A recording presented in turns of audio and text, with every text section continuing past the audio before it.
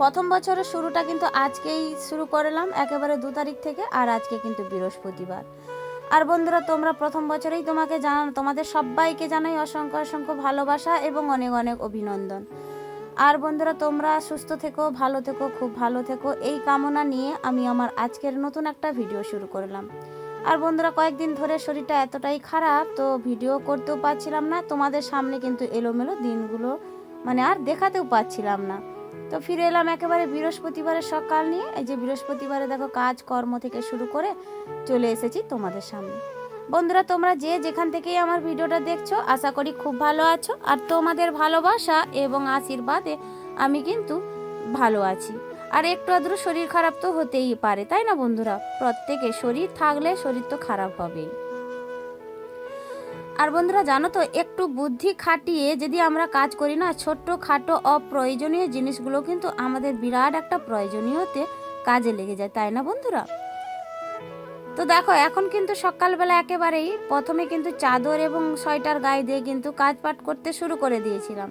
আর এতটাই ঠান্ডা লাগছে জানো তো, কি আর বলবো, হাত পা যেন ঝিনঝিন করছিল। তো তার উপরে আবার বৃহস্পতিবার সব কিছু ধোয়া মোছা লাতা দেওয়া, এসব তো কাজ আমাদের করতে হয়, তাই না? তো তারপরে কি ভাবলাম যে সোয়েটারটা খুলে ফেললাম আর চাদরটাও খুলে ফেললাম। আর এই চাদর আর সোয়েটার পরে তো আর কাজ করা যায় না, যাই করি না কেন আমরা এই লাতা ঝাঁটা দেওয়া তো করতেই পারি না। তো যার কারণে মাথায় একটা রুমাল টুপি বেঁধে কিন্তু দেখো আমি কিন্তু লাতাটা দিতে বসে পড়েছি। আর বন্ধুরা, তোমরা হয়তো ভাবছো যে আলতা আমি কখন পরলাম? আজকে তো বৃহস্পতিবার, এই যে সকাল সকাল কাজে লেগে পড়লাম, তো আলতা আমি কখন পরলাম? ওই যে কালকে 1 জানুয়ারি ছিল, তো প্রথম বছরের শুরুতেও আমি আলতা পরে নিয়েছিলাম। আর কারণ কি বলতো, আমরা বাঙালিরা এটাই তো মেনে থাকি না, যে প্রথমে বছরের শুরুতে যেইভাবে করব কাজকর্ম, খাওয়া দাওয়া, রিল্যাক্সে, সেইভাবে যেন আমরা সারা বছরটাও কাটাতে পারি। তো এই ভাবনা ভেবেও কিন্তু আমি কিন্তু কালকে আলতাটা পরেছিলাম। তো যাই হোক বন্ধুরা, আমরা যারা স্ত্রী মেয়েরা আমরা বুঝি স্বামীর মঙ্গলের জন্য কিন্তু আমরা আলতা সিঁদুর পরেও থাকি। তো যার কারণে কিন্তু আমি কিন্তু এই ভাবনা ভেবেও কিন্তু আলতাটা কালকেই পরে নিয়েছিলাম। তো আজকে যেহেতু বৃহস্পতিবার, আজকে হয়তো পরার সময়ও হবে না। আর তাছাড়া কি বলতো, পায়ে কিন্তু আলতা থাকলে আর কিন্তু আলতা পরা যায় না, এটা কিন্তু আমরা মা কাকিমাদের কাছ থেকে বা গুরুজনদের কাছ থেকে শুনেছি। তো যাই হোক, কালকে যেহেতু আলতা পরেছি, আজকে বৃহস্পতিবার না পড়লেও চলে। তো হঠাৎ দেখো কাজ করতে করতে পাটা কিন্তু ভীষণ খ্যাঁচকা লেগে গেল। আর এই যে শীতকালে বলো তো, কোথাও যদি একটু খ্যাঁচকা বা কোথাও যদি একটু আঘাত লেগে যায়, যেন জাহানটা বেরিয়ে যায়, তাই না? তো এই দেখো আমার কিন্তু হাত পাটা এতটাই যেন খচকা লেগে গিয়েছিল, আমি কিন্তু ধরে কিন্তু কিছুক্ষণ সময় বসেও পড়েছিলাম।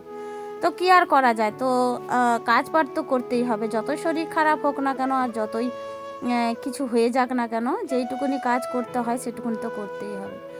আর এদিকে জানো তো, সকাল সকাল কিন্তু আমার ভীষণ শরীরটা খারাপ। আর কালকে রাত্রে থেকেও কিন্তু শরীরটা খারাপ ছিল। ওই যে আগের দিনে ওই যে 31শে ডিসেম্বরে বাড়ি এসেছিলাম, প্রায় 8টার কাছাকাছি হয়েছিল। আর এতটাই ঠান্ডা বাতাস দিচ্ছিল, তো আসার পর থেকেও শরীরটা খারাপ করছিল। আর নাক মুখ থেকে যেন কাঁচা জল ঝরতে শুরু করে দিয়েছিল।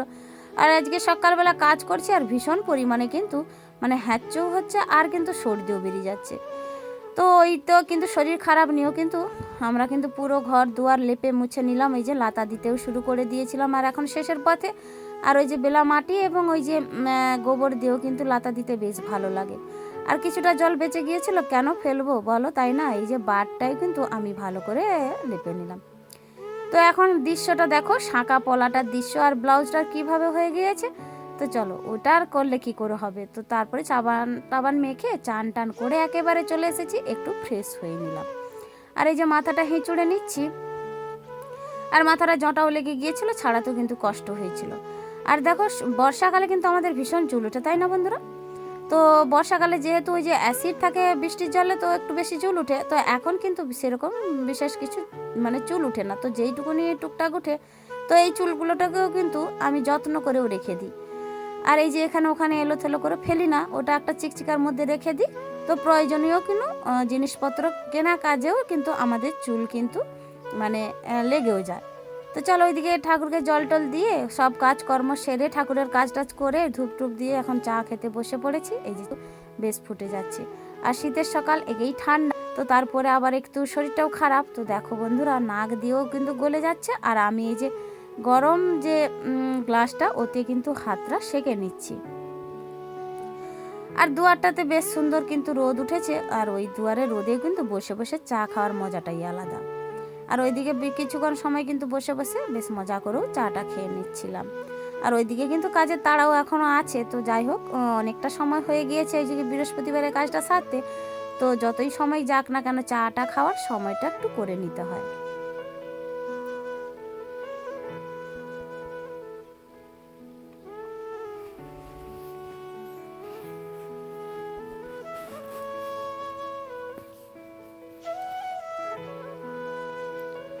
তো ওইদিকে চাটা খেয়ে নেওয়ার পরে একেবারে চলে যাব রান্নার ব্যাপারে। তো রান্না আজকে কি করব, বৃহস্পতিবার ওই যে অনেকটাই সবজি আছে, তো ভেবে চিনতে কিন্তু রান্না করব। তো আমি কিন্তু আগে থেকে ভাবি না, আগে কিন্তু সবজি দেখি, তো তারপরে কিন্তু রান্না জোগাড়টা করেও থাকি।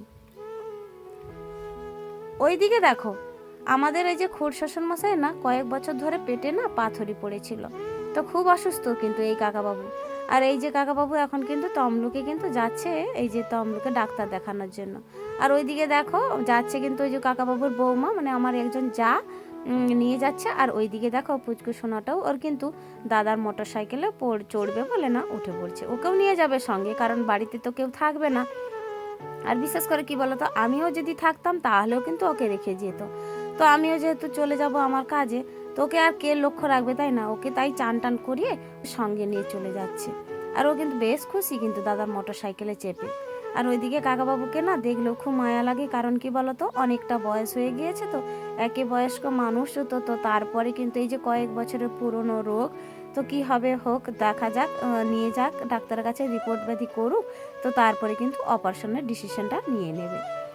তো অনেকটাই ভাবনাতে ভেবে কিন্তু আমরা ঠাকুর ঠাকুর করে কিন্তু কাকাবাবুকে কিন্তু মানে ডাক্তারের কাছে পরামর্শ দেওয়ার জন্য পাঠিয়ে দিলাম। তো এইদিকে যাক, ওরা রিপোর্টটা কি আসে না আসে, তো তারপরে কিন্তু তোমাদের সামনে বলছি।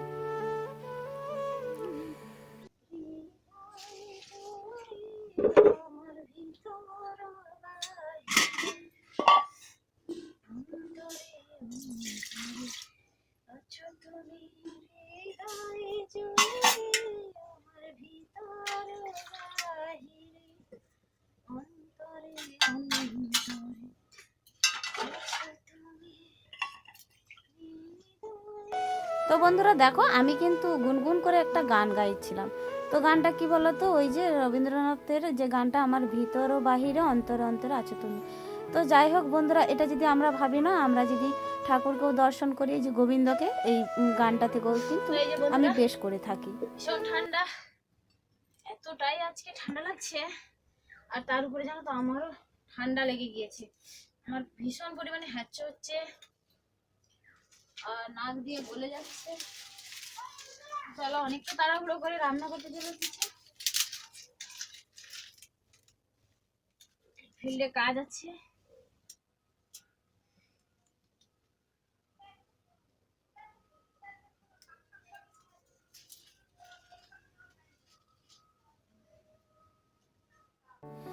তো বন্ধুরা, আমার আগের দিনের ভিডিওতে যে সকল দিদিভাইরা সুন্দর সুন্দর কমেন্ট করেছো, তো তাদের একটু নামগুলোও নিয়ে নিই।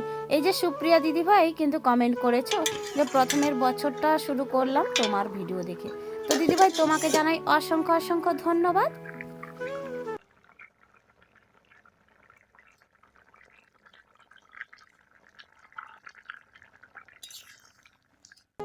তো আমার আরও একজন নতুন দিদিভাই আমার ভিডিওতে কমেন্ট করেছে। তো দিদিভাই তোমাকে প্রথমেই জানাই অসংখ্য অসংখ্য ধন্যবাদ আমার ভিডিওতে কমেন্ট করার জন্য। এবং আরও একটা কথা বলে থাকি যে তোমার নামটা তো আমি বুঝতে পারলাম না, তো একটু কমেন্ট করে জানিও তোমার নামটা কি এবং কোথা থেকে আমাকে কমেন্ট করছো। তো চলো ফাইনালি কিন্তু ওইদিকে রান্না বান্নাটা বসিয়ে দিয়েও কিন্তু আমি ওই যে তাকটা কিন্তু ধুয়ে রেখে দিয়েছিলাম, ওই তাকটা কিন্তু নিয়ে চলে এসেছি, কারণ ওইদিকে কিন্তু আমার তরকারিটা নেবেও গিয়েছে। তো তারপরে দেখো আজকে কিন্তু বেশি রান্না করি না, আর আজকে ওই যে ওলকপি দিয়ে শিম দিয়ে আলু বড়ি দিয়ে তরকারি করেছি, একটা রসা করেছি, আর তার সঙ্গে দিয়েছি কিন্তু আলু টমেটো সেদ্ধ। আর আমার আবার বিশেষ মানে সবজি দিয়ে ভাত খেতে পারি না, আমার একটু টুকটাক হলে কিন্তু বেশ ভালো খাওয়া হয়। তো যার কারণে ওইদিকে রান্নাটা কিন্তু একটা তরকারি করেছি বলে উনুনটা দেখো এক পাশে খালি হয়ে গিয়েছে। তো ভাতের হাঁড়িটা এখনও পর্যন্ত বাকি আছে। তো ওইদিকে ভাতের হাঁড়িটা চাপিয়ে দিয়ে আমি ওইদিকে কড়া টোড়াগুলোও কিন্তু মেজে নিয়েছিলাম। আর বন্ধুরা দেখো, কে এইভাবে লঙ্কা ভাজা খেতে পছন্দ করো একটু কমেন্ট করে জানিও তো।